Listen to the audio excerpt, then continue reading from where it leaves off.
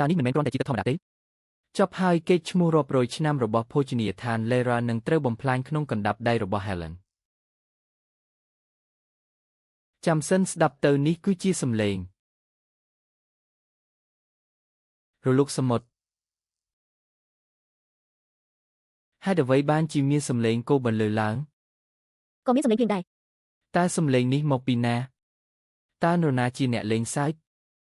នោះវាហាក់ដូចជាចេញមកពីឆ្នាំងភ្លើងរាជវាំងរបស់ Helen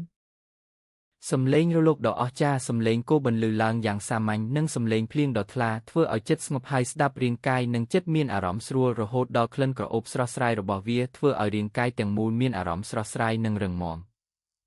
ពិតមែនហើយដូចឈ្មោះរបស់វាដែរឆ្នាំងភ្លើងរាជវាំងមានបង្គាសមុទ្រសាច់គោល្អនិងផ្សិតស្រស់គ្រឿងផ្សំដ៏ឈ្ងុយឆ្ងាញ់ទាំង3នេះរួមបញ្ចូលគ្នានិងបង្កើតបានជាមុខម្ហូបនេះភាពស្រស់នៃគ្រឿងសមុទ្រคล้ายជាសំឡេងរលកភាពទន់នៃសាច់គោคล้ายជាសំឡេងគោបន្លឺឡើងនិងផ្សិតคล้ายជាភ្លៀងដ៏ថ្លានេះពិតជាអស្ចារ្យណាស់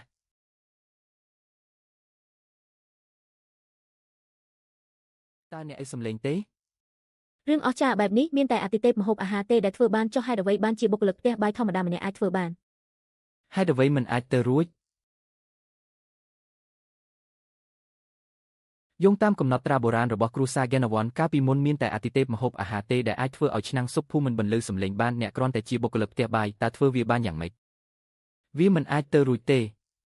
យើងឃើញច្បាស់ណាស់ថា Helen ចំអិនដោយមិនយកចិត្តទុកដាក់តើធ្វើការសម្ដែងបែបនេះដើម្បីអ្វីបើរសជាតិមិនឆ្ងាញ់ទេគឺគ្មានប្រយោជន៍ទេអូចឹងអីមិនមែនគ្រប់គ្នាសុទ្ធតែអាចញ៉ាំឆ្នាំងស៊ុបភូមិដែលខ្ញុំធ្វើបាននោះទេតើឯងចង់បញ្ចេញរកពីដល់ណាទៀតថ្ងៃនេះខ្ញុំនឹងបំផ្លាញក្តីសង្ឃឹមរបស់ឯងកុំស្ដាយក្រោយឲ្យសោះ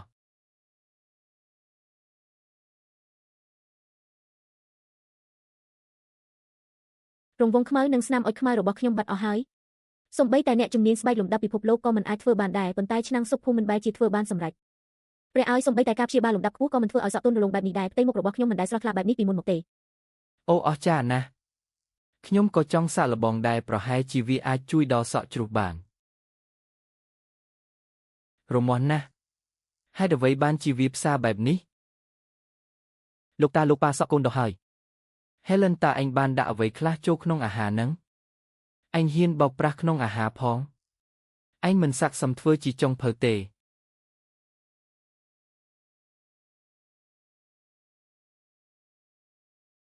ថ្មិញរបស់ខ្ញុំលែងឈឺទៀតហើយកាលពីមុនក្រពះរបស់អ្នកឈឺអញ្ចាញ់ថ្មិញរលាយអារម្មណ៍មិននឹងណឥឡូវនេះវាបានធូរស្រាលហើយឈួតមែនកុំញឹមខ្ញុំប្រាប់ថាកុំញឹមចិត្តធូរស្រាលជីវិតរីករាយច្បាស់ជាលួចសើចម្នាក់ឯងមិនខានឯងតើឯងបានប្រើល្បិចអ្វីឲ្យប្រកបទៅតើខ្ញុំមិនបានប្រាប់ឯងទេអីនេះគឺជាសុភ័ព្វរាជវាំងពិតប្រាកដសំបីតែទេវតាក៏មិនប្រកាសថាបានញ៉ាំដែរហេកុំលោភលន់ពេកទុកឲ្យខ្ញុំមួយម៉ាត់ផងលោក Ryan តើអាចប្រកាសលទ្ធផលនៅពេលនេះបានទេសូមអញ្ជើញចុងភៅ Helen គឺជាអ្នកឈ្នះពួកយើងឈ្នះហើយអត់ទេតើលោកចង់និយាយអ្វីទៀតទេណែហេតុអ្វីបានជាឯងចាញ់ក្មេងមិនទាន់ដាច់សរសៃឈាមនោះខ្ញុំបានចំណាយលុយយ៉ាងច្រើនដើម្បីជួលឯងមកទីនេះគឺដើម្បីតែធ្វើឲ្យខ្ញុំខ្មាស់គេមែនទេទៅឲ្យឆ្ងាយទៅមនុស្សចាស់គំរើតើនរណាជាអ្នកប្រាប់ឲ្យខ្ញុំបន្លំធ្វើជាកូនចៅរបស់ទេវតាធ្វើម្ហូបដើម្បីចូលរួមការប្រកួតគឺលោកខ្លួនឯងទេដែលមិនចេះមើលកាលៈទេសៈបែរមកបន្ទោសខ្ញុំទៅវិញស្អីគេនាងបន្លំខ្លួនមែនទេអ្នកគ្រូ Helen សូមមេត្តាទទួលខ្ញុំធ្វើជាសិស្សផងឯងឈប់ភ្លាម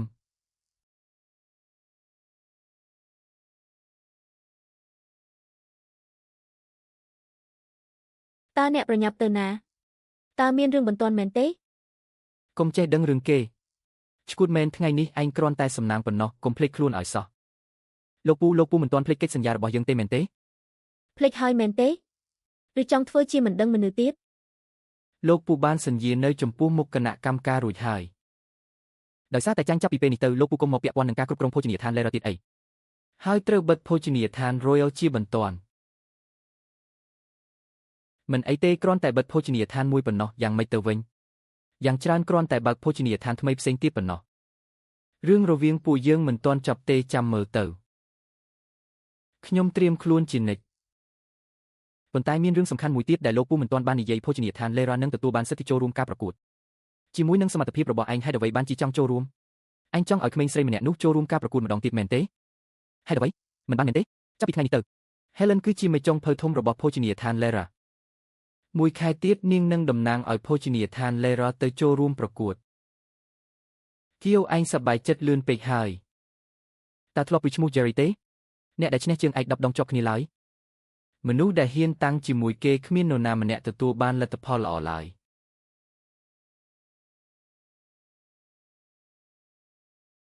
ទេវតាចុងភៅសូមមេត្តាស្ដារកិត្តិយសភោជនីយដ្ឋាន Royal ឡើងវិញផង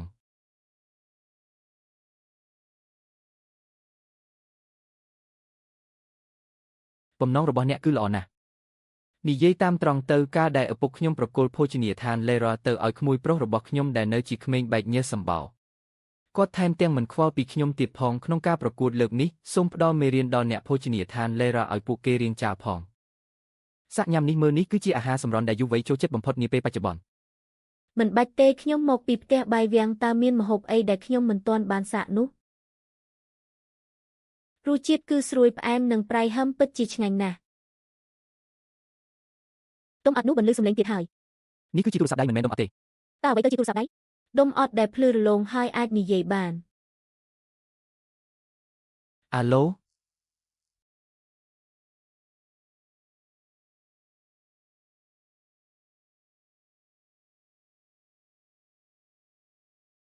តើអ្នកមកពីណា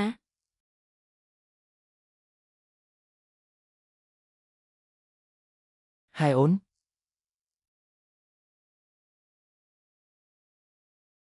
យើងបានរកមើលហើយតែមិនទាន់ឃើញអ្នកនាង Helen ទេនៅទីនេះក៏គ្មានដែររកមើលបន្តទៀតទោះបីជាត្រូវប្រើគ្រប់មធ្យោបាយក៏ដោយអ្វីក៏ដោយដែលត្រូវធ្វើត្រូវតែរកនាងឲ្យឃើញ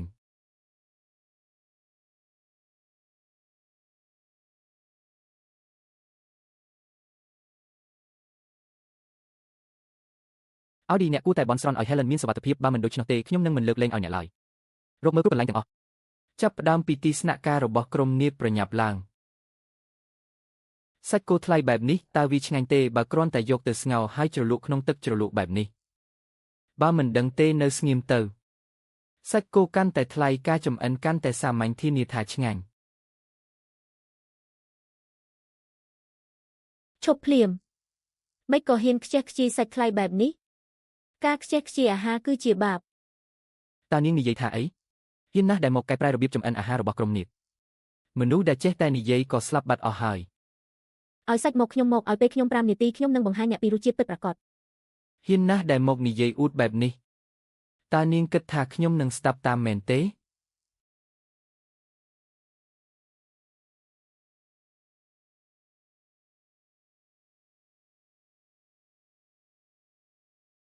កុំកម្រើក